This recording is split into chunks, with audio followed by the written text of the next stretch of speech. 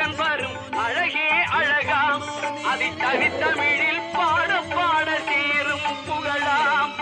தங்க தேரில் முருகன் வரும் அழகே அழகாம் அதை தனித்தமிழில் பாட பாட சேரும் புகழாம் புண்ணியமெல்லாம் பௌர்ணமி அழகாய் தோன்றிடு சிவனே புண்ணியமெல்லாம் தந்திடு சிவனே